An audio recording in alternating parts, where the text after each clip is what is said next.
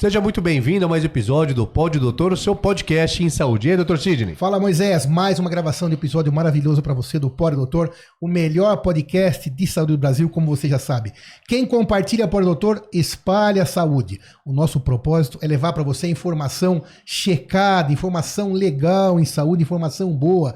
A gente sabe que a internet, infelizmente, é recheada de fake news, de informações nem sempre verdadeiras. E o nosso propósito, então, é o contrário disso. Então, já vai se inscrevendo, já vai nos seguindo em todas as redes sociais para que a gente possa continuar levando para você informação boa em saúde. E como nós cumprimos o nosso propósito? Trazendo aqui os melhores profissionais em cada uma das áreas que nos propomos aqui a discutir. Hoje, quem aceitou o desafio foi o grande doutor Luiz Pina, ginecologista, especialista em reprodução humana. Muito obrigado por aceitar esse desafio de compartilhar informação com quem tanto precisa. É uma honra tê-lo aqui, doutor Luiz. Legal, Cid. Obrigado pelo convite. Parabéns aí pelo podcast de vocês. Estou super feliz de vir aqui falar sobre esse assunto. Acho que vai ser um bate-papo legal. Doutor Luiz, seja bem-vindo novamente. A conversa hoje vai ser sobre fertilização, fertilidade feminina. Me explica um pouco mais para nós e para o nosso telespectador ou ouvinte, como que esse relógio biológico da mulher e como que ele funciona? Legal, vamos lá. No quesito fertilidade. Legal, acho que a primeira coisa que dá pra gente falar, que é importante, assim, existem fases bem distintas de um casal que quer engravidar. A primeira fase que a gente passou, todo mundo passa um pouco por isso, é evitar a gravidez. Depois de 1960, lá com o advento da pílula e Enovid, as pessoas puderam ali em algum momento da vida evitar a gravidez de alguma forma, ou seja, contracepção. Quando a pessoa para de tomar pílula, o que está na nossa cabeça lá atrás é que se você não tomar cuidado, você engravida. Acho que esse é que todo mundo acha que é muito fértil. E aí, basicamente, quando você para a pílula que você vai tentar engravidar ou formar uma família, pode ser que esse baby não venha. Então, a fertilidade feminina é um assunto que envolve o início do desejo de querer ter filho ali, de formar uma família e prole, e basicamente alguma porcentagem, aproximadamente 15% da população, não vai conseguir, não vai engravidar. De primeira ou de absoluto? E aí, assim, a definição é bem interessante, né? Que é basicamente namorar ali sem nenhum tipo de método contraceptivo por pelo menos um ano, e aí o baby não vem, né? A gravidez não acontece. Então essa é a definição de infertilidade. Essa é a definição. Um ano namorando, né, tendo a experiência sem nenhuma proteção, mas e a frequência? Também está envolvida nessa definição ou não? Porque se não falar uma vez por mês, tipo casado, né? Tipo o que acontece com todo mundo. Não, acho que é brincadeira, gente.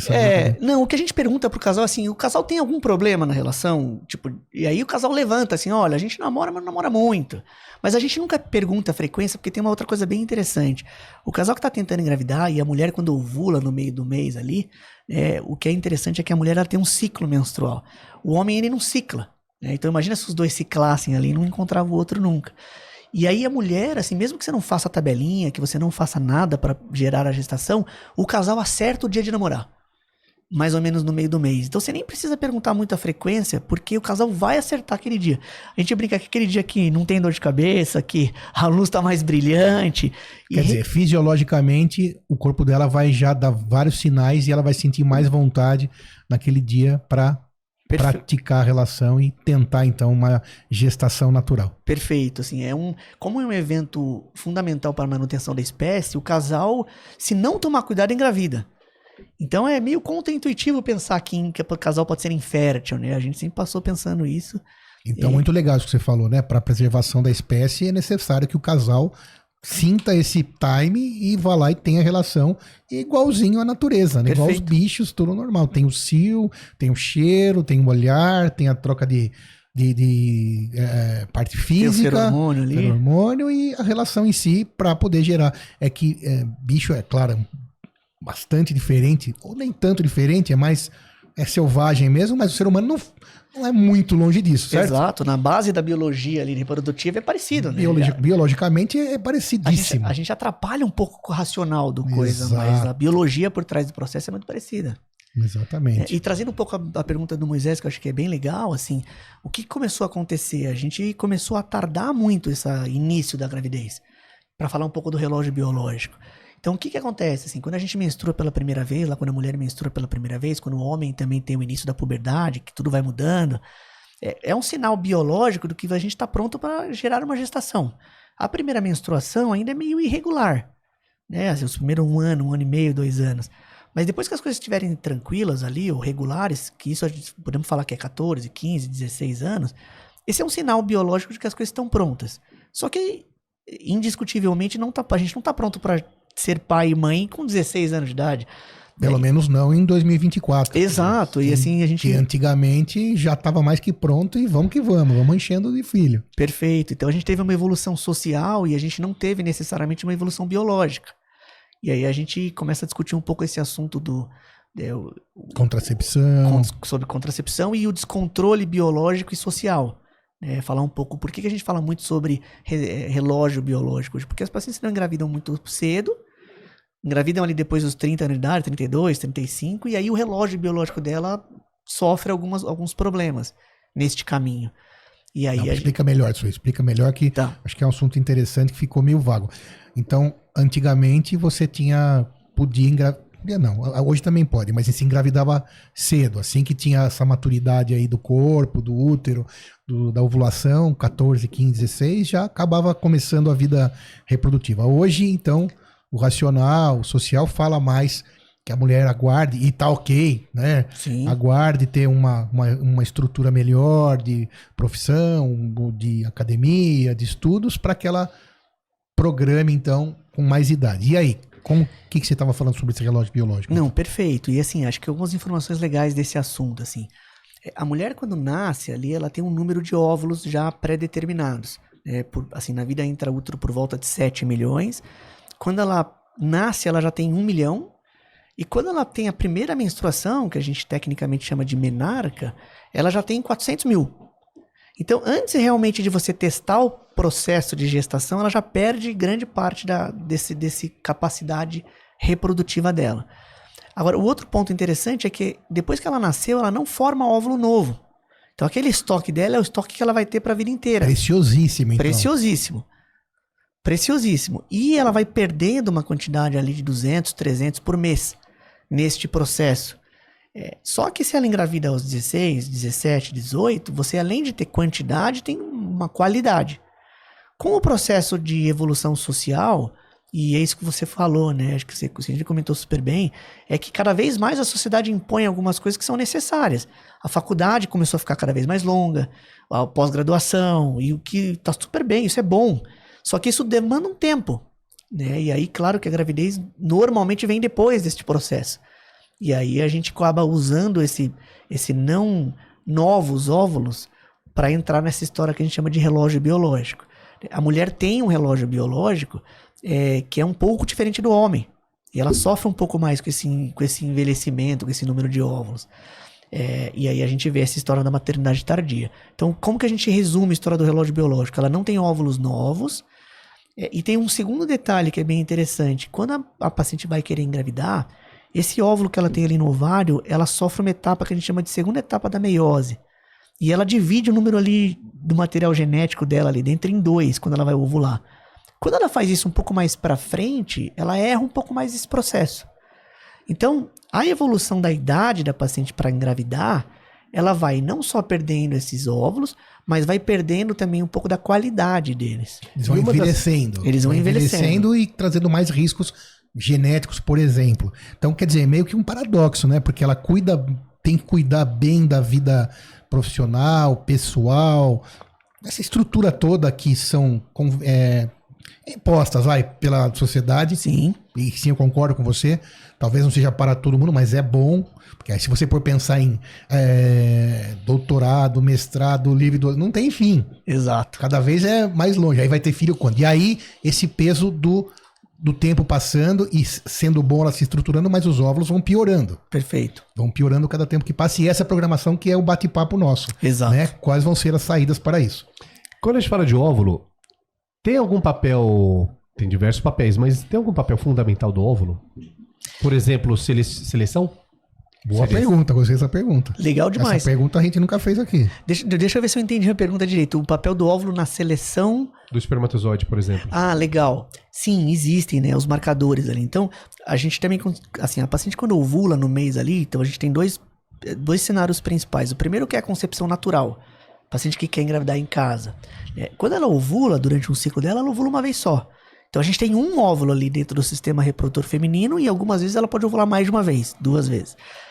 Só que a gente tem uma concentração mínima de espermatozoide ali para gerar uma gestação, que gira em torno ali mais do que 15 milhões por ml, ou 40, 39 milhões no ejaculado total. Então a gente tem um monte de espermatozoides chegando e um óvulo único para ser fertilizado. E existe sim, esse processo é bem interessante, mas você comentou existe uma seleção própria desses espermatozoides ali para fertilizar o óvulo. E aí depois a gente vai falar um pouco sobre os tratamentos. A gente tenta mimetizar essa seleção que acontece natural dentro do laboratório.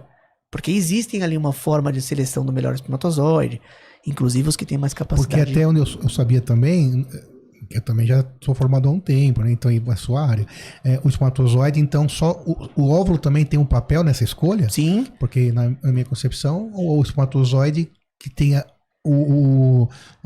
só o espermatozoide conseguia ter essa escolha. O óvulo também consegue... Inclusive tem alguns mecanismos para não deixar fertilizar mais de um espermatozoide por óvulo. Existem proteínas de junção, existe a zona pelúcida do óvulo ali, que inclusive ela tem que estar em um momento ideal para gerar essa fertilização do ponto de vista natural. E a gente também tem, assim, o espermatozoide tem que ter uma motilidade, não pode ter uma fragmentação ali dentro para gerar uma gestação. Só que existem vários caminhos do sistema reprodutor feminino até antes do espermatozoide chegar no óvulo.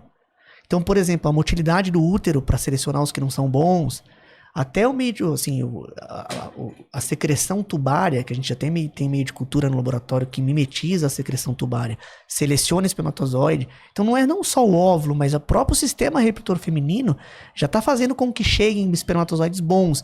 Então isso é uma seleção seminal já durante o processo todo, para gerar uma gestação mais saudável. Tem vários mecanismos para isso acontecer. Que diz respeito totalmente a formar indivíduos mais saudáveis relacionado então à seleção natural, vamos dizer assim, que esses que se reproduzem vão também ter esse útero depois que consiga selecionar, ter uma secreção boa para essa fertilização. Muito interessante isso. Perfeito. E conforme o passar dos anos, o óvulo vai perdendo a qualidade e a potência? Sim, as duas coisas. Então, também uma pergunta super interessante, assim, quando a paciente vai ovular próximo de engravidar, ela vai dividir aquele óvulo ali, ela erra um pouco mais esse processo. Então podemos falar por síndrome de Down, né? A gente pega a idade da paciente, ela vai aumentando conforme a idade. A gente vai acabar comentando um pouco sobre congelamento, qual que é o benefício ali de parar esse processo de envelhecimento, né? Quais são os tratamentos que são possíveis disso acontecer. Mas também tem assim a quantidade de mitocôndria que o óvulo tem, que a gente chama de mitoscore. Então realmente ele perde não só a estrutura cromossômica, mas também perde capacidade de gerar gestação. De ter uma boa divisão e de levar a gestação. Então não só aumenta a possibilidade de patologia, mas também reduz a possibilidade de ser fertilizado, de fecundar. Perfeito. Então, as duas coisas. E lá aí então, essas são os mecanismos, né? O óvulo, os espermatozoides. E lá no Baby Center, então vocês cuidam dessas pessoas, desses 15% que então tentaram a relação por um ano, só pra gente falar de novo a definição de Legal. Infertilidade. E depois me fala também se é homem ou mulher, depois eu não entendi muito bem, você explica aqui. Legal. Então, um ano tentando um casal sadio sem usar nenhum método, tem que acender uma luzinha amarela. Perfeito. Procurar ajuda. E essa luzinha amarela é para 15% das pessoas. Perfeito. E aí, homem, mulher, porque tem essa história. Não, tá sempre... Não, tinha, né? Sempre a mulher é culpada, né? E não tinha isso? Sim. Agora, como que tá isso hoje? Então, acendeu a luzinha, 15% procurou lá o Baby Center nesse momento, que aí vai chegar para começar a investigação. Não, legal. E eu acho que assim, o papel que vocês têm, né, do podcast é fundamental para trazer essas informações. Né, assim, as pessoas realmente, assim, talvez mais para trás aí no tempo, a gente vê que as mulheres começavam ainda, a gente vê isso ainda. A mulher procura ajuda, faz uma série de exames e aí depois o homem entra no cenário ali e acaba vendo. Só que estatisticamente isso não faz muito sentido. Porque quando a gente pega causas de infertilidade, então, assim, o que a gente discutiu um pouco no começo do podcast, que foi super legal, é quando as coisas funcionam, quando o óvulo consegue selecionar, quando a trompa tá pérvia ali, tá bonitinha para gerar gestação, o útero tá bonitinho, as pacientes engravidam. Isso acontece em 85% da população. Em 15% da população, o casal vai tentar engravidar e não consegue. Quando eles procuram ajuda, eles chegam no consultório E olha que interessante a estatística. 40% são causas femininas, 40% são causas masculinas e 20% tem os dois. Então é igual. É exatamente igual. É um número assim. idêntico. Então, ó, Exato. você, homem que fala, não, a culpa não é minha, é sim, é igual. Sim. Né? Pra traduzir bem o que a gente tá O falando. português é exatamente Isso aí, desculpa. Mas é meio a meio, não dá pra você falar nunca. Não, minha mulher, vamos falar por português, claro, minha mulher não consegue engravidar. Não. A realidade é, o casal não consegue engravidar. perfeito. Qual é? Não sei, e a possibilidade é igual para os dois. Portanto, vamos continuar aqui o debate, mas, portanto, os dois, provavelmente lá no Baby Center, vão ser investigados, imagino eu. Né? Sim, sim. E essa é uma informação legal. Todo mundo que procura ajuda pra engravidar, a gente tem que atender o casal juntos. Não faz muito sentido atender uma pessoa ou outra, os dois têm que iniciar a pesquisa do casal infértil, que a gente chama de check-up da fertilidade, juntos, que são os principais exames que a gente faz pra descobrir por que o baby não tá vindo. E isso precisa ser iniciado junto, o casal. Perfeito. E aí, como você quando chegar lá o casal, então, de que ferramentas o ginecologista com especialidade em fertilidade, então que ferramentas estão disponíveis, né? Métodos de imagem, exames de sangue, como que é a estrutura desse diagnóstico, né? Para chegar lá e falar, não, tem uma obstrução tubária, tem uma anovulia, ou tem uma mobilidade baixa do espermatozoide, número baixo, como que é, tanto começa pela mulher e depois pelo homem, como que é essa caminhada? Legal. Então, assim, como que funciona? O casal chega no consultório, e aí a primeira coisa que a gente faz é uma anamnese ali, né? Tem um rito normalmente da medicina que é super importante e que a gente consegue descobrir uma série de coisas, como a gente guiar alguns principais exames para fazer o diagnóstico. Eu costumo dizer assim que até a idade do casal já fala muito sobre as potenciais causas da infertilidade, né? Então, pacientes mais jovens, por exemplo, com os maridos mais jovens, tem endometriose, que é um assunto bem importante para a gente falar, né? Pessoas que têm um pouco mais de idade, a gente pode falar um pouco melhor da reserva ovariana. Então, o fluxo é atender o casal, fazer uma boa anamnese, né? O que é a anamnese, para falar para todo mundo? É uma conversa do médico com os pacientes para descobrir se existe algum fator de risco do casal ali para tentar explicar, por exemplo, qual é a principal causa da infertilidade. Passada essa anamnese, a gente vê lá, a senhora já fez quimioterapia, você já fez alguma cirurgia, você já teve alguma infecção pélvica que pode te atrapalhar. E ali também a gente já consegue perceber algumas coisas que não são doenças, mas que dificultam a gravidez. Por exemplo, às vezes o peso, né? O casal entra, já tem um sobrepeso, tanto do homem quanto da mulher. Algumas outras coisas a gente já consegue perceber ali até quando o paciente entra no consultório, é super interessante. Hábitos, cigarro, bebida também atrapalham? Isso que você falou foi super legal, assim, tem um trabalho da Fertility Sterility, que é uma revista científica famosa ali da reprodução, que o título era muito interessante, assim, a fertilidade está em suas mãos.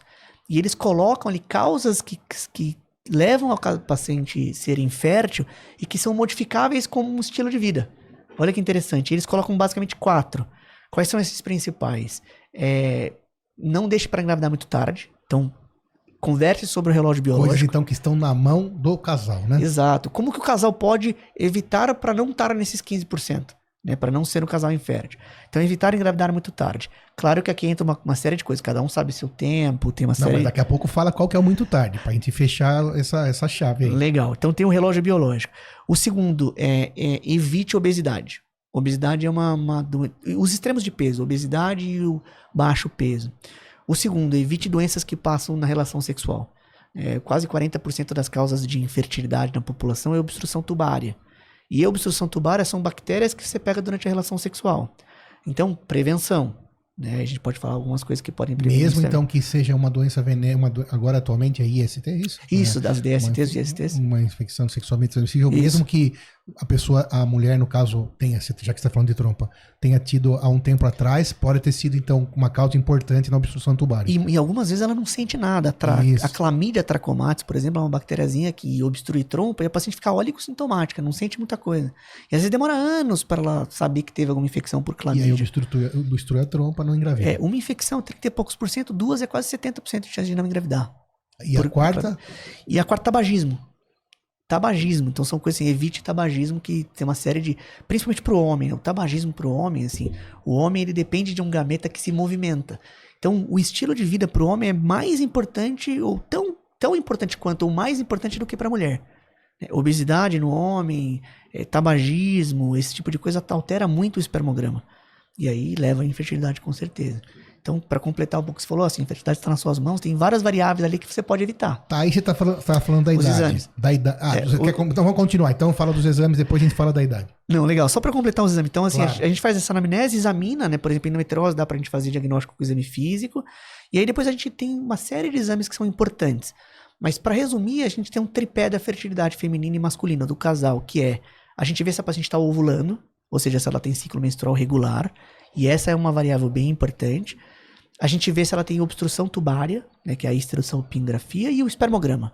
Esse tripé, que às vezes nem o médico da reprodução humana vê, mas o médico geral ali, né, o ginecologista, o urologista, já conseguem pedir, solicitar para o casal. Né, permeabilidade tubária, um bom espermograma e ovulação, que é o ciclo menstrual regular. E aí existem uns mais específicos ali para fazer diagnóstico, principalmente de endometriose. Muito bem. Aí vamos pensar na idade, que você falou que eu acho que uma coisa muito importante é lembrar aquilo que a gente falou agora há pouco, que a vida social, você se organizou tudo, enquanto seu ovário está se desorganizando. Perfeito. Tá perdendo tempo, e isso é o português claro também, né, Moisés, e você que tá aí. Não bobeie, porque isso tem solução, e a não solução na hora exata, o prejuízo pode ser grave, incluindo nunca mais conseguir engravidar. Na verdade, você vai Perfeito. acordar com certa idade, que ele vai falar daqui a pouco, você pode passou o trem, você não viu, e aí o tempo não volta. Esse acho que é um assunto, o cerne aqui do nosso bate-papo, né? Me conta então sobre essa idade, sobre como então proteger o óvulo da mulher para que não ocorra essa perda, né? Para que não ocorra passou o bonde, perdeu.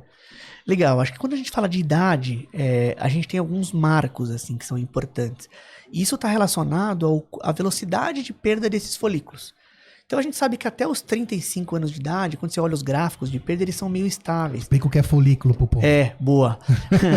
Então vamos lá, acho que é uma coisa interessante. Assim, o ovário, então vamos lá, a mulher ela tem 2 ovários, né? Que ali é a sede da onde estão esses óvulos da mulher. O que é o óvulo ali? É o que vai metade de um embriãozinho, que vai formar um embriãozinho. E o ovário é formado de várias dessas unidades, que a gente chama de unidades foliculares, que é basicamente a casinha do óvulo. Então, se você pegar um ovário ali, ele tem essas casinhas, que cada casinha dessa tem um óvulo. Essa casinha a gente chama de folículo, né? E o folículo tem as células ali, tem uma série de parte endócrina por trás ali do folículo. E esses folículos, a gente consegue contar eles. A gente consegue contar ele tanto em histologia, né? Tirar uma biópsiazinha e olhar ali, que é só para pesquisa, mas a gente consegue fazer alguns exames para olhar a quantidade que ela tem desses folículos, né? Que é o que a gente chama de reserva ovariana. A reserva ovariana, ela nada mais é do que a quantidade que esses folículos que ela tem no ovário, se isso está compatível com a idade dela ou não. E aí, assim, vamos lá. Se você não tem nenhuma doença que acelere essa perda ou atrase essa perda de folículos, existem as idades que fazem com que você tenha essa quantidade adequada ali dentro da idade que você está medindo. E esses folículos, que são essas casinhas dos óvulos, elas vão diminuindo bem lento até os 35 anos de idade. Dos 35 anos de idade aos 40, essa perda é muito rápida. Dos 35 ao 40. Aos 40. Essa faixa aí dos 35 aos 40 é uma perda muito rápida de quantidade folicular. Ela perde, por exemplo, quase 15% da capacidade reprodutiva ali dela por ano. Então, se eu pudesse falar uma data, que é uma data meio virada de chave para o paciente, é 35 anos de idade. Uma data limite. Uma data limite. O que a gente sabe hoje é que quanto antes ela conseguir fazer isso, melhor. Melhor a qualidade dos ovos, melhor a chance dela engravidar. Então, Luiz, se você pudesse falar assim, qual que é uma data que você acha que a paciente realmente precisava pensar nisso? Se você falar para tua filha. Exato. Qual a idade? Dos 30 aos 35. Dos 30 aos 35 é o momento, então, de fazer o que você vai explicar para nós agora, que é resgatar esse óvulo, congelar e cuidar. Como é que funciona isso? Perfeito. Acho que dos 30 aos 35 você tem que levantar a pergunta. Quantos filhos eu quero ter? Quando que eu quero engravidar? Eu acho que se questionar algumas coisas, né? Tem algumas pessoas que já estão ali com uma união estável, já querem ter filho, e aí você vai acompanhar o ginecologista, faz alguns exames. Mas dos 30 aos 35, e o que eu vejo é uma coisa que é muito comum, assim, por que a vida, a sociedade é muito cruel ali com o processo? Porque a mulher envelhece muito rápido, do ponto de vista biológico. O homem, ele não envelhece tão rápido quanto a mulher. Então, o que eu vejo muito no consultório, Sidney, que é interessante, você deve ter visto várias vezes aí, acho que talvez uma vez que conhece muita gente também, viu isso. As pacientes começam a namorar com 29 anos de idade. E aí tá tudo bem, vamos tá junto, não sei o que, tal. E ficam dos 29 aos 33 anos de idade, 34 juntos. Só que aos 33, 34 não dá certo. E tudo bem, tá tudo certo, não dá certo. Né? Tá todo mundo, a vida tá aí pra gente... Né? Feia de altos e baixos. Exato, altos e baixos. Só que a hora que a paciente está aos 33, 34 anos de idade e isso acontece, ela precisa se separar, viver o luto ali da separação, que já não é uma coisa simples, arrumar um outro parceiro, e aí esse parceiro tem que querer engravidar, eles têm que ter uma união estável, e aí querer ter filho. Engravidar no começo dessa nova relação. Exato, que também não é uma coisa simples. E não é simples e não é comum, né? Em geral, as pessoas querem curtir um tempo sem ter o compromisso e tal. Então, já tá com 34, 35, já tá complicando. Perfeito. E aí, assim, se ela se perguntar ali dos 30 aos 34, 35... Se aquele relacionamento dela que ela vai ter algum filho, não vai ter algum filho, se a resposta não, por enquanto, a gente pode sugerir essa história de preservação da fertilidade. A preservação da fertilidade, a gente fala que é a segunda revolução feminina. Acho que esse é um assunto... Depois do anticoncepcional. Depois da contracepção, ou seja, poder engravidar mais para frente, ir para o mercado de trabalho sem grandes problemas, a segunda revolução feminina é o congelamento de óvulo. Ou seja, se você realmente quer ainda postergar um pouco mais a sua gravidez, você pode. E você pode de forma segura. O congelamento tem a sugestão de até 35 anos. Mas é possível, na hora de congelar o óvulo, selecionar um depois dos 35 saudável? Sim, então, essa pergunta é muito, muito legal, porque as pacientes fazem rotineiramente no consultório. Acho que o primeiro ponto que a gente explica para elas ali, que é legal, é que o óvulo ele é metade de um embrião.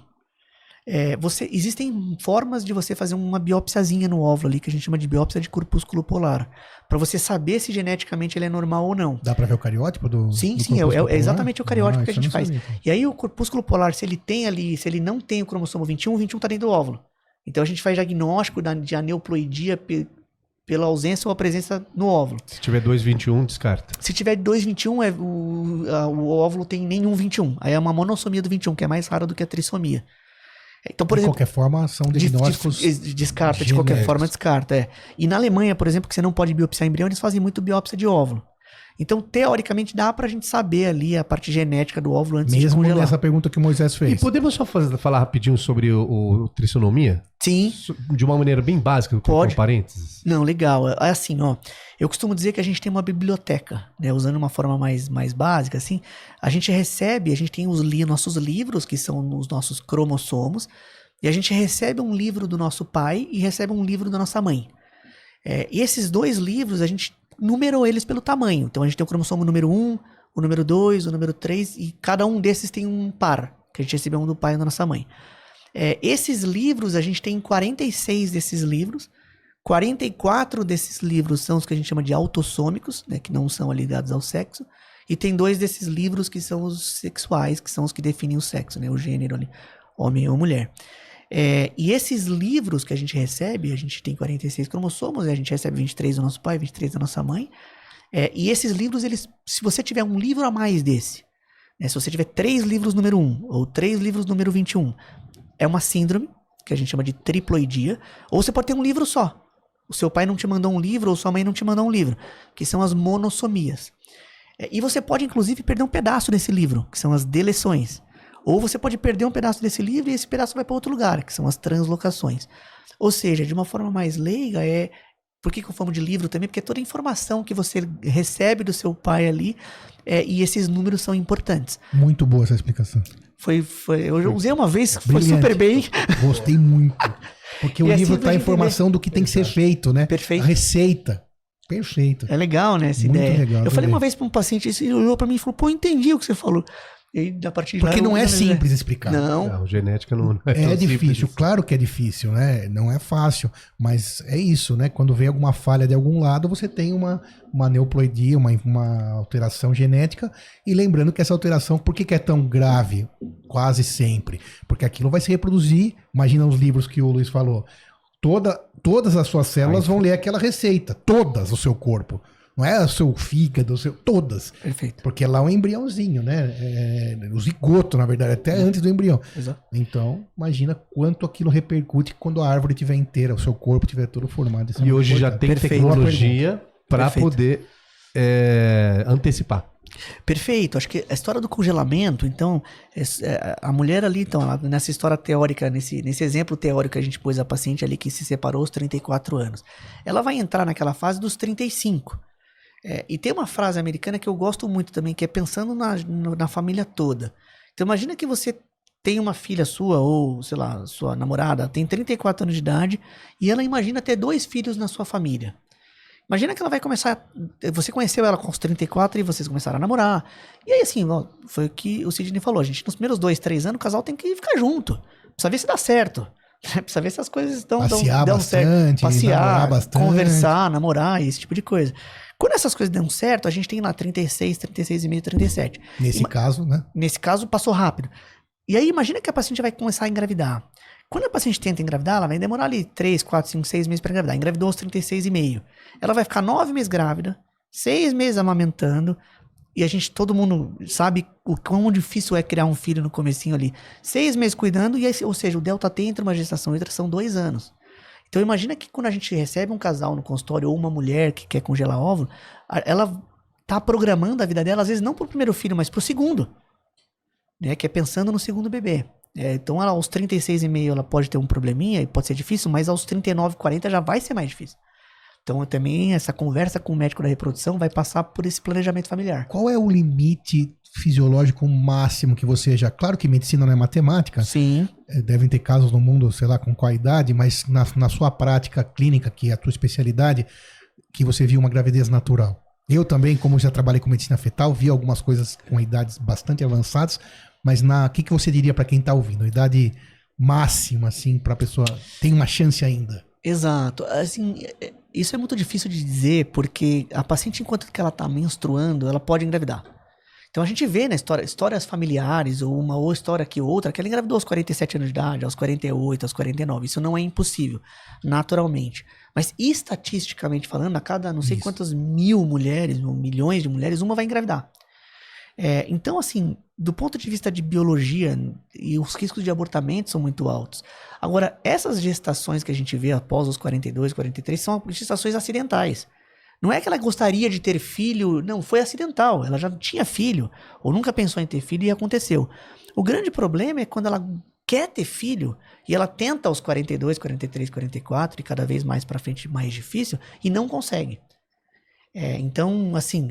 Biologicamente falando, a gente vê relatos de literatura que pessoas que engravidaram muito pra frente. Mas é exceção. São exceções. E além do risco de aborto, também vai ter um risco de outras doenças. Perfeito. Perfeito. Por exemplo, síndrome de Down, só pra gente pôr números assim. Síndrome de Down, quando você tem 30 anos de idade, é 1 para 1.500, 2.000. Aos 40 anos de idade, que teoricamente, socialmente, a gente é super jovem, é 1 para 100. A cada 100 mulheres que tiverem filho aos 40, uma vai ter Down. Aos 42 é 1 para 60. Ou seja, a chance aumenta muito, vertiginosamente. Muito bem.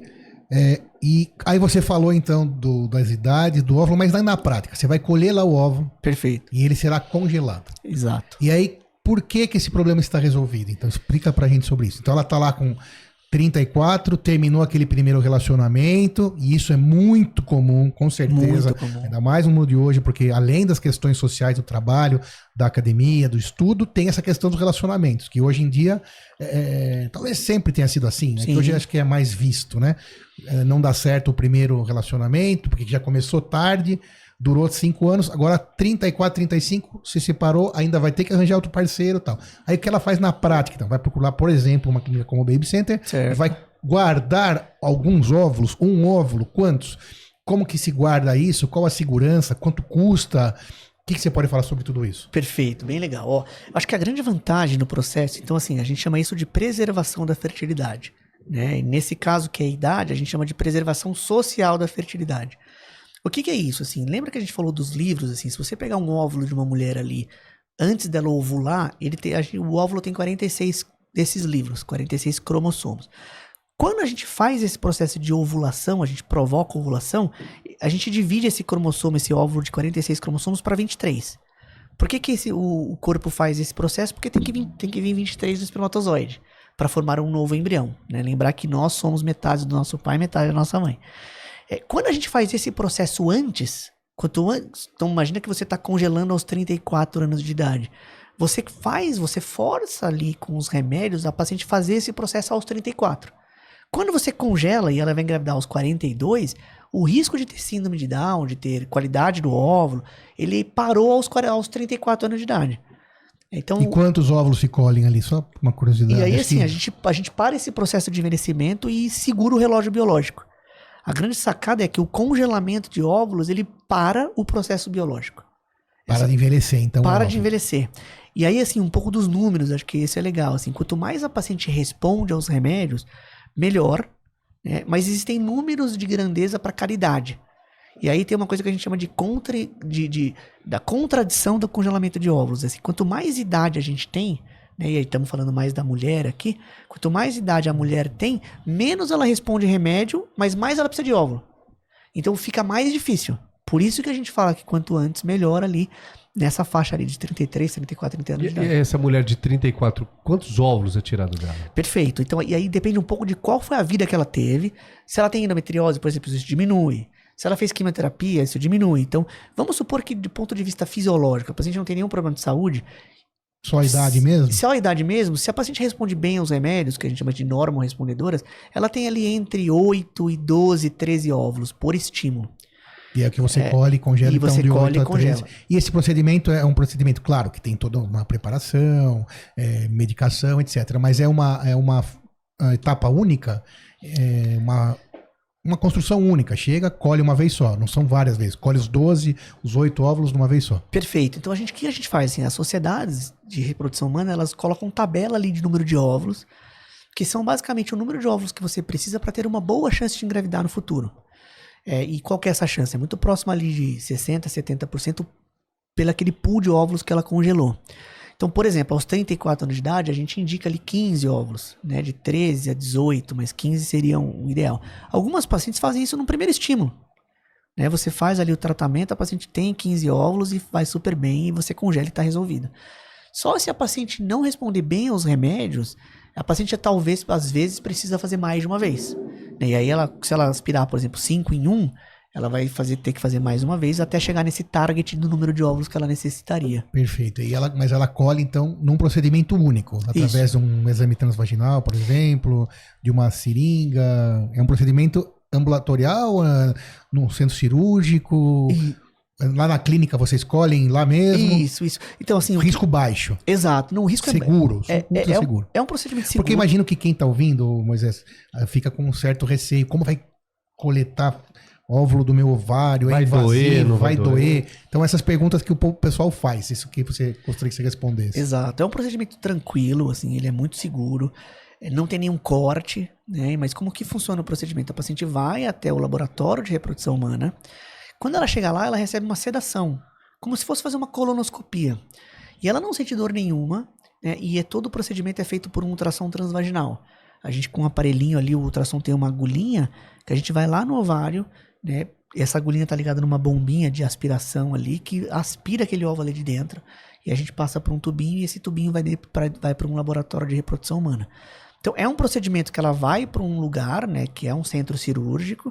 Ela recebe uma sedação, mas não tem nenhum corte, nada, e 2 horas depois ela vai para casa. Aí esses óvulos podem ficar até quanto tempo lá congelados? Essa é uma pergunta muito boa, assim, não existe limite superior. A gente tem na literatura, por exemplo, embriões que engravidaram 35 anos depois. Peraí.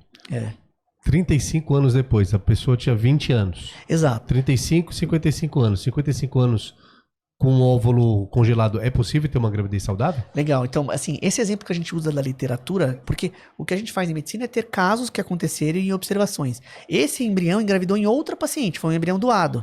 Porque não é só a questão do óvulo, tem também o útero receber. Perfeito. Conseguir gestar esse óvulo, né? Qual que é a idade que você então falaria para gestar, então? Porque vamos supor, ela colheu lá com os 34, 35 e também continuou lá estudando, trabalhando. Cada um procura o seu caminho. Claro. Não tem problema nunca, gente. A escolha é sua, não é verdade? Exato. Só congele para que você não tenha esse problema mais à frente. No futuro. Então congelei, garantir preservou lá. É preservação ovariana que você falou? Da fertilidade. Preservando a fertilidade. É. Então, qual a idade limite que você sugere que ela fala, não, agora eu preciso implantar esse embrião no meu útero, ou não tem idade, se ela for totalmente saudável, faz um ultrassom, não tem mioma, não tem cisto, não tem endometriose, não tem nada, é magra, não usa cigarro, não bebe, aí como funciona isso? Perfeito, acho que você resumiu bem, assim, depende muito da saúde da paciente, né, se ela é hipertensa grave, se ela é diabética, mas a ideia, assim, que a gente fala é que o útero, teoricamente, ele não envelhece. Então, às vezes, a gente usa útero de substituição, por exemplo, e o útero de substituição, às vezes, a mãe gera para a filha. E a gente tem casos na literatura que geraram até com idades mais avançadas. De mais idade gera para de menos idade. Exato, para a filha, né, que é ali que nasceu sem útero, algum problema. Então, tecnicamente, a gente... E aí, assim, entra um pouco da nossa... Opa, peraí, você falou uma coisa legal. Então pode ter uma genesia de útero, nascer sem útero, mas ter ovário. Perfeito. E ela consegue ter uma gestação dela. Perfeito, a gente tem filho vários... biológico, Exato, olha que legal. Chama síndrome de Rokitansky. A gente tem vários casos no consultório de Rokitansky, a pessoa nasce sem útero. E impossível gestar, mas tem óvulo. E exato, consegue do fazer ponto de vista genético, ela consegue ser mãe.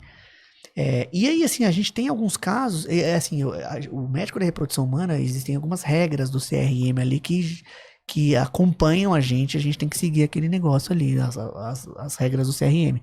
O CRM, ele permite transferência de embrião até 50 anos de idade. Então, teoricamente, o limite superior para tratamento de transferência de embrião é 50 anos de idade.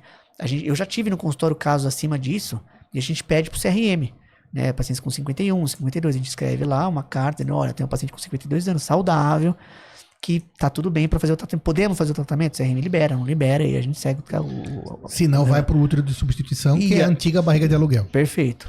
Praticamente uma aula sobre fertilidade feminina. Medicina é uma das profissões que mais tem que estudar, e o episódio de hoje está sendo patrocinado pelo grupo Medicoff. Você que está pensando em ser médico, já está estudando medicina, você vai precisar fazer a residência. Para isso, queria fazer um jogo rápido com o Dr. Luiz e o Dr. Sidney. E lá vem. Aqui tem o Coffee Cards da aprovação. São perguntas sorteadas dentro da cirurgia, clínica médica, ginecologia obstetrícia, que eu vou puxar para o Dr. Luiz, prevenção e pediatria. Dentro desse Medcards vai ter uma pergunta. Essa pergunta aqui vai para o Dr. Luiz. Vamos, Dr. Luiz. Segundo a legislação sobre a reprodução assistida, que é a resolução 2320/2022 do Conselho Federal de Medicina e o RDC 771/2022 da Anvisa, a doação de óvulos deve ser anônima? A doação de óvulos deve ser anônima? Legal, vamos lá. É uma pergunta aqui. Bem legal esse técnica de kit, né? reprodução assistida. Top. O kit tem uma série de perguntas, quem vai fazer residência, né? Acho que sim, é uma forma da pessoa também se colocar quando ela tá sabendo, para quiser entrar na residência, que tem que saber todas, tem né? que saber tudo. Pelo menos Ainda bem que a gente já passou disso. Graças a Deus. Mas a minha filha tá lá, ó, Maria Júlia, se vira, ó. Se vira. Não, a pergunta é bem, bem interessante. Vamos lá. Então, assim, a doação, assim, a gente sempre trabalhou, então acho que a primeira regra de doação de óvulos no Brasil é que ela tem que ser anônima. Essa é a primeira informação, assim, a doadora, ela não, a receptora, então existem duas pacientes, aí dois pilares dentro da doação de óvulos. Existe uma paciente que vai doar os óvulos, a gente pode discutir um pouco por que elas doam, e existe uma paciente que vai receber esses óvulos que a gente chama de receptora. Essas duas pessoas não podem se conhecer no Brasil, né? A doação de gametas ali, tanto de óvulo quanto de espermatozoide, tem que ser anônima, ou seja, não pode saber. O CRM, nessa última resolução, em 2022, ele abriu margem para doação entre parentes, até 4º grau. Então, se você, por exemplo, tiver prima de 1º grau, prima de 2º grau, entre familiares, desde que você não tenha consanguinidade, a doação aí, nesse caso, não é anônima. Então, se for algum familiar até 4º grau de parentesco, a doação pode ser conhecida. Pode saber quem foi. Pode ser quem foi. Eu nem vou falar que você entrou na residência, porque não vale que essa pergunta é da sua área, né? Aí também é covardia. Exato, isso aí foi um sorteio bom. É que ele tá na área de gineco aqui, pelo jeito, né, Rosinha? Sim. Dr. Sidney, que vacinas são absolutamente contraindicadas na gestação? Se eu não souber, o doutor Luiz vai ter que me ajudar. HPV, sarampo, varicela, mais alguma? Cachumba. Cachumba. É isso. É exatamente isso. Legal, tá afiado, tá lembrando. Aquelas de vírus vivos, de vírus atenuados, é Mas isso? ele me colocou na zona de conforto e colocou você na fogueira. Mas só deixei ele fazer isso porque você tá aqui. Se precisasse, eu ia pedir ajuda dos universitários, no caso dos ex-residentes. Esse é o material do grupo Medicoff. Dá uma consultada no site deles. E isso vai ser praticamente primordial e fundamental para você passar Vamos na sua guardar para ele não residência. inventar de novo e pegar a gente de calça curta e vir com as perguntas de Eletrocardiograma. imuno. Por que no Brasil tem essa resolução? Porque você comentou no Brasil, porque Sim. pelo menos nos Estados Unidos, outros países, Isso. pode conhecer a pessoa doadora. Exato, assim, cada lugar tem a sua regra ali, né? Inclusive nos Estados Unidos existem lugares que podem, lugares que não podem. Acho que tem essa diferenciação. Eu acho que o Brasil sempre sofreu um pouco com a parte comercial ali, e a gente sempre teve essa preocupação, né, de você não poder pagar a doadora, né, nem útero de substituição, por exemplo, né? Por que você não poderia virar negócio? Eu acho que um dos principais pontos é Tem esse. lugar que pode. Exato, e que lugar que pode. O útero de substituição que você fala, eu sei que é uma palavra que, só para o pessoal entender, que teve até novela, chamou Exato. barriga de aluguel. Esse é um nome meio esquisito mesmo, né? Perfeito. Quando você fala em barriga de aluguel, você fala, tô pagando, né? Porque aluguel significa pagar para ter o produto. A barriga de aluguel, o útero de substituição no Brasil é totalmente normatizado, Certo. mas comercializar, obviamente, completamente proibido. Perfeito. Acho que esse nome a gente não usa mais, né? Pra evitar um pouco essa Ideia, né? ideia de que você pode pagar. A gente, assim, o nome mais técnico é sessão temporária de útero. Sessão temporária Temporária de útero. de útero. Que, na verdade, você não está substituindo, né, o útero de substituição, mas esses dois nomes a gente usa. Existem regras também para isso, é super permitido no Brasil, a gente faz bastante no Baby Center também. E também existe a história do parentesco. Então, quem pode ser o seu útero de substituição? Pessoas até 4º grau da sua família. E basicamente o que é o útero de substituição? É você ter o embrião de um casal, né, o óvulo ali de um casal, de uma mulher e o espermatozoide de um homem. Aqui existem vários tipos, né? Você pode, inclusive, ter doação de sêmen ou doação de óvulo para fazer o tratamento e usar um útero da paciente quando ela não pode gerar. Por vários motivos. Às vezes ela tem uma cardiopatia, um problema no coração muito grave e não pode gerar a gestação. Ou nasceu sem o útero, né, síndrome de Rokitansky. E aí, nesse caso, ela tem a parte... Ou tirou o útero. Ou tirou por mioma. esterectomia, perfeito. Tirou o útero por um problema. O que é muito comum, às vezes, ter o primeiro filho, o útero não contrai no final do parto, ali tem que tirar o útero, né? Que são as atonias pós-parto. E você pode usar esse embriãozinho dela ali, às vezes, muitas vezes que já estão congelados. Eu tenho alguns casos, assim, que a paciente congelou os embriões, engravidou no primeiro tratamento de fertilização e perdeu o útero por algum motivo ali, pós-parto. E aí ela tem embriões guardados, então ela pode usar esses embriões ali em outros úteros, e aí a gente usa o grau de parentesco para isso. Dr. Luiz, endometriose e infertilidade, esse seu livro, quer falar um pouco sobre endometriose e fertilidade ou é um capítulo à parte? Não. Tá dentro dessa conversa, Sim. aí tá super dentro. Poxa, eu queria agradecer a oportunidade. A gente lançou esse livro, né, que é o primeiro livro do mercado realmente focado em endometriose e infertilidade. Pra gente resumir um pouco, assim, endometriose é uma doença que pode causar infertilidade. Né? 40% das pacientes que têm endometriose, elas têm dificuldade para engravidar. 40%. 40%, que é acima da população em geral, né? Que são os 15% ali. Ou seja, quando você tem endometriose, isso aumenta o risco de você não conseguir engravidar. E essa é uma das coisas que a gente pode fazer profilaxia, né? Olha, você já descobriu que você tem endometriose, olha, cuidado. Talvez lá na frente você possa não engravidar. E aí um motivo a mais para se preocupar e colher óvulos e congelar óvulos. Às vezes até um pouco vias antes. naturais vai acabar demorando, sendo mais difícil. Exato, existe uma chance de ela não conseguir. E esse livro a gente conseguiu resumir, assim, em 40 e poucos capítulos, focado em endometriose e infertilidade. Aí só para esse livro é um livro técnico para médicos. Perfeito, é um livro técnico. Você viu que médico é estranho, né? Eu ia falar isso agora, Eu sei que resumo. eu precisei intervir agora, não teve jeito. Não, eu consegui resumir em 40 capítulos, mas isso é 300 medicina, páginas. gente. Esse é assim. E é um livro que você pensar em termos de medicina, realmente é um resuminho em 40 capítulos, né? Sempre é profundo, porque não é uma coisa...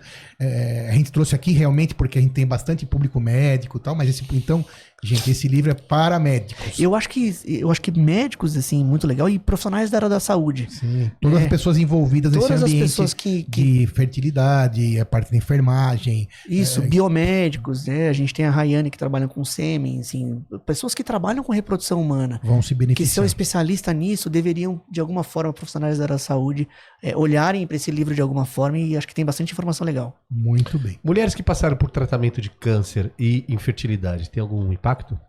Legal, Moisés Briga. Essa pergunta também é super interessante. Assim, a gente falou um pouco da história do congelamento, né? Quando congelar e qual que é a idade impacta isso.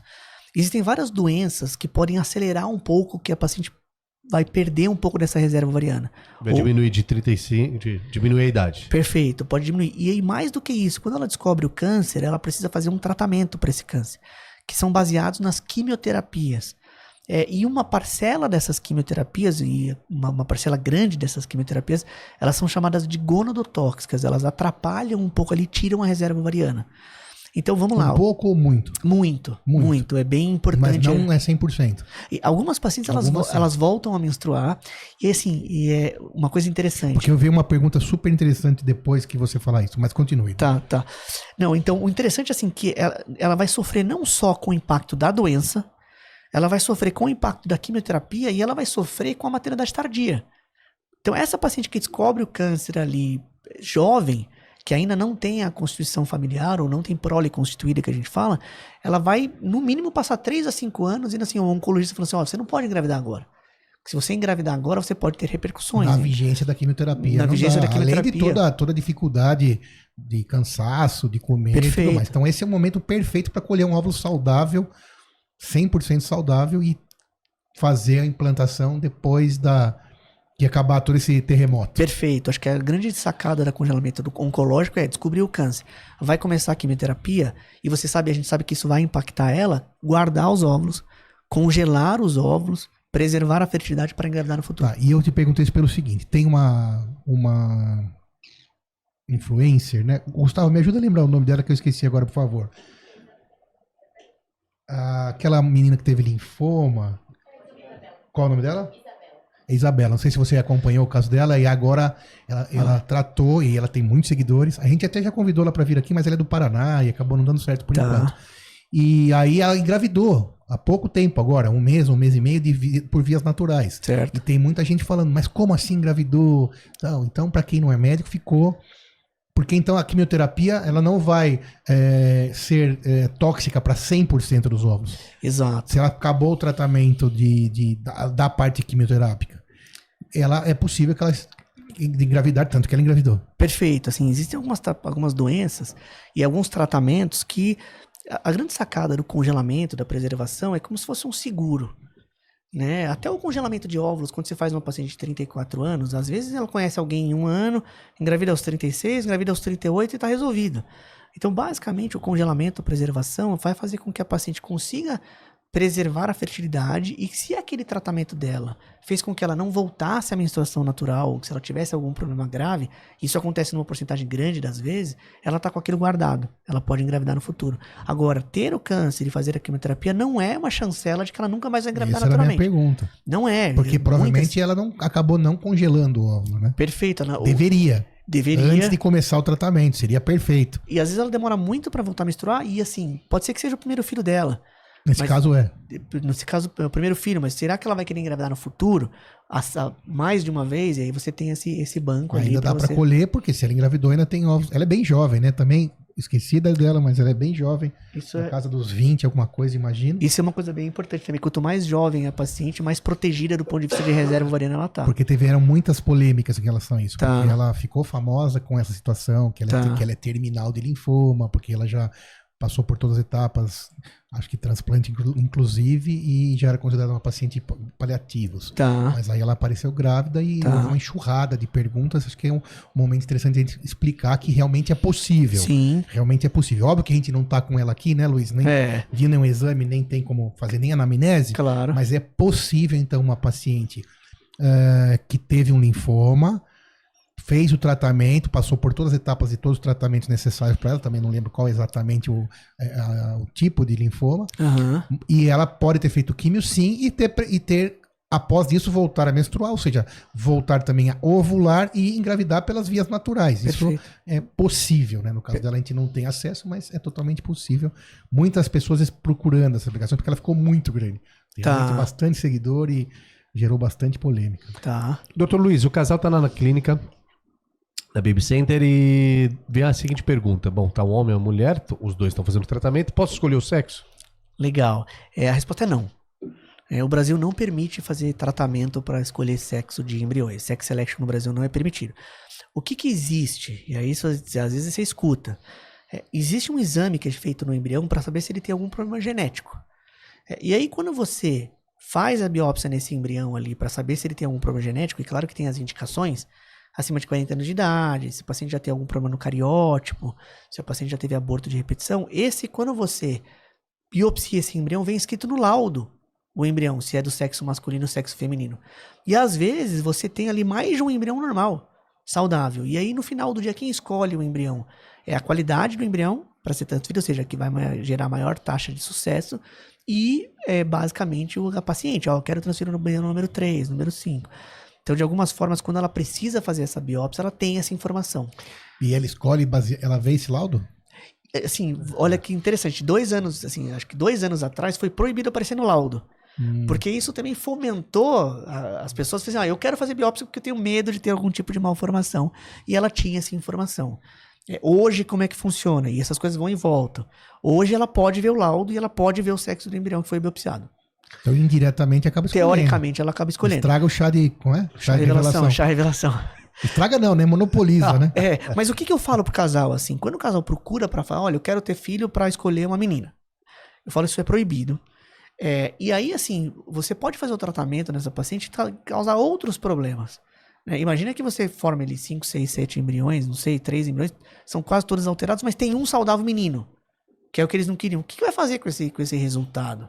Então é muito difícil, né? Na verdade, você não deve fazer o tratamento pensando só nisso. Bom, falamos aí sobre todas as questões do óvulo, do ovário, de colher, da mulher. E aí a gente falou no começo aqui sobre o meio a meio, e é claro que a questão de guardar, dessa preservação da fertilidade, tá mais ligada à mulher. Mas por quê? Por que o homem não tá nessa explicação? Legal. Eu acho que a primeira coisa é que a mulher tem esse pedágio biológico ali de gerar a gestação, né? De passar 9 meses grávida. Então, quando você pensa na maternidade ou na constituição familiar, a mulher tem um papel fundamental. E o homem ali tá...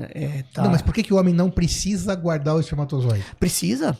Também é possível? Opa, não, sim, assim, a gente, inclusive, uma das coisas que a gente faz bastante é a preservação masculina da fertilidade. Ah, olha isso, é novidade pra mim. Sim, tem... Porque a gente pensando biologicamente, o homem produz espermatozoide, se tiver saudável, até o fim da vida, vamos dizer assim, entre aspas. Mas também dá pra você ter uma preservação do relógio biológico do espermatozoide. Masculino, olha. Sim, isso. Muito, assim, o que a gente... Fale sobre isso. Então, vamos lá, acho que os 35... E faz lá também na Baby Center, por exemplo? Sim, a gente tem o Dairy ali, que é uma empresa que é especializada em congelamento de sêmen. Mas assim, o que a gente fala de 35 anos para a mulher é o 45 anos para o homem, nesse envelhecimento ali de gametas.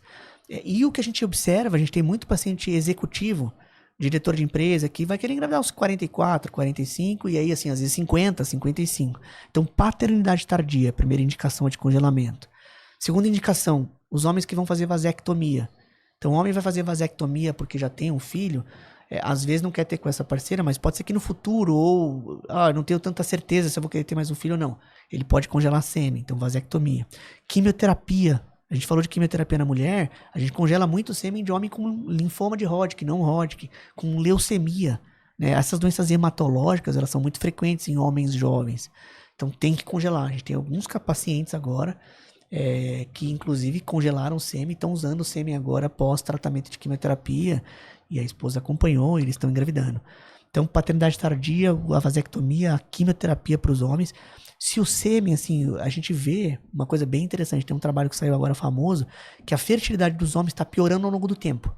Então, se você pegar um sêmen de 1980 e pegar um espermograma hoje, um sêmen hoje em 2024, o homem, em geral, no planeta inteiro, tem um sêmen pior do que o homem de 1980.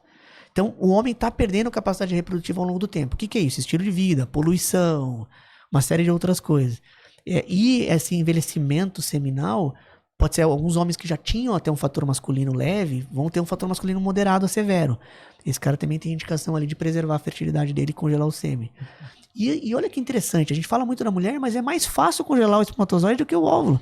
Muito mais. Porque pra coletar é muito mais fácil. Sim, o homem vai, através da masturbação, colhe o sêmen mais rápido, não tem que tomar remédio, não tem que estimular. Então, esse é um assunto que eu gosto bastante, assim, e também de preservação. não tem validade, não tem prazo final de validade. Não. Fica congelado por anos e quando quiser usar em qualquer óvulo, entre aspas, também vale a mesma prerrogativa da mulher. Interessantíssimo. Perfeito.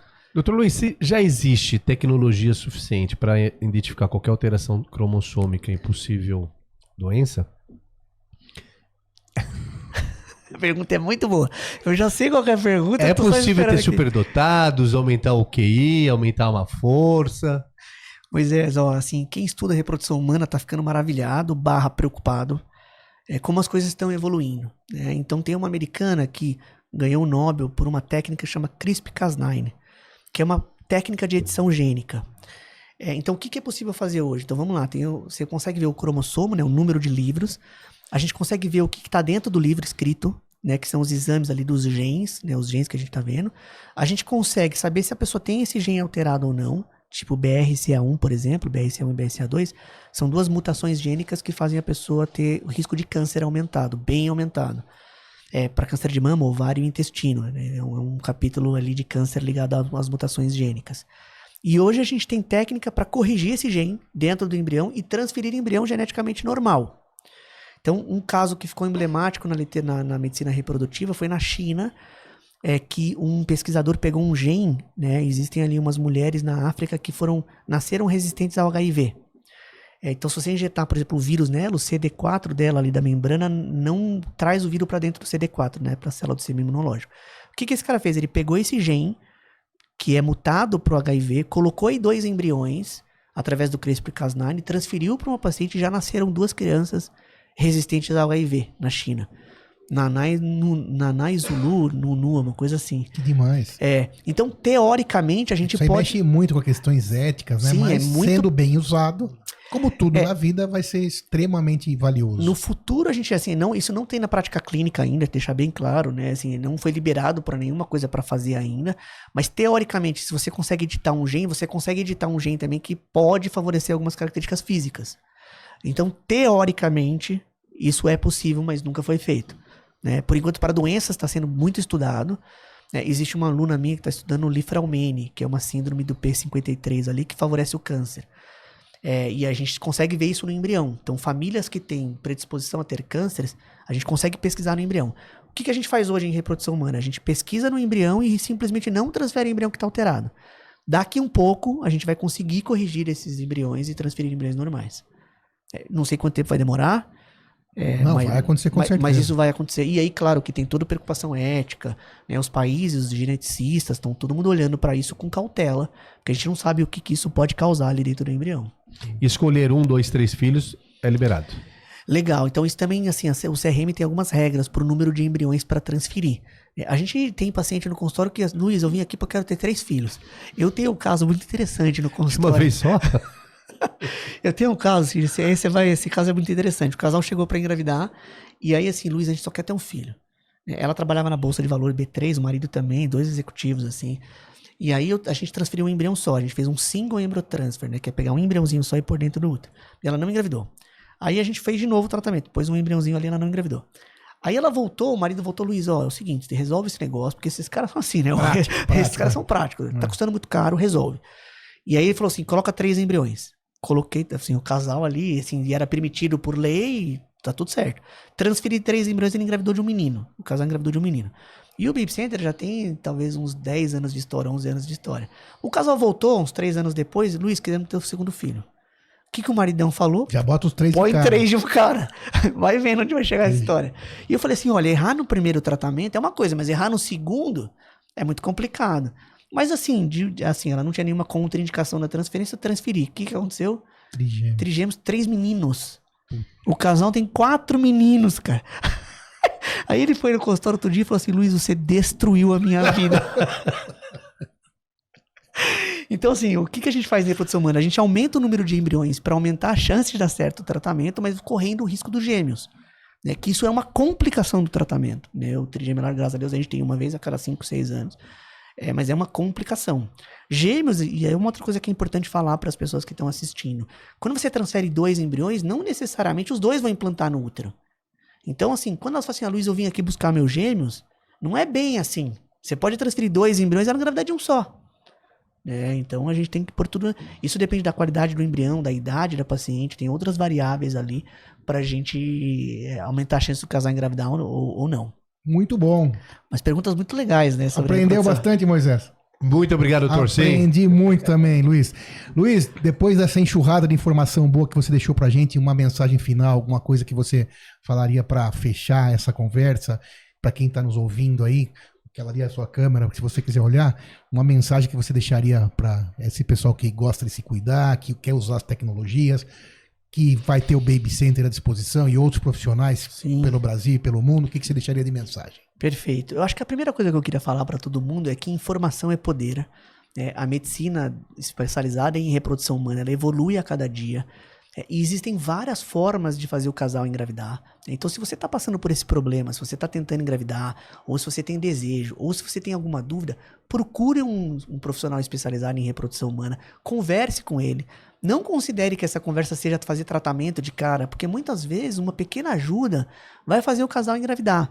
Então, procure realmente, existem inúmeros profissionais da área da saúde que trabalham com isso, existem vários tipos de tratamento e no final a gente sempre está aqui para tentar ajudar os casais a constituírem família e terem filhos. E quem já segurou um filho no colo sabe o quanta emoção isso dá, o quão prazeroso é. E eu acho que eu falo uma frase, Sidney, eu queria te agradecer a abertura, eu falo assim, a gente nunca pode ter na nossa cabeça que a gente não tentou. Porque os tratamentos às vezes não dão certo, são muito complicados. Só que a gente não pode passar a nossa vida dizendo assim, poxa, eu olhar para trás, eu fiz tudo o que eu podia fazer para conseguir, para tentar, e eu acho que essa é a informação que eu queria falar, que as coisas estão melhorando cada vez mais e a gente consegue fazer os casais engravidarem. Sensacional. Doutor Luiz Pina, sorte de todos os pacientes que o tem como médico.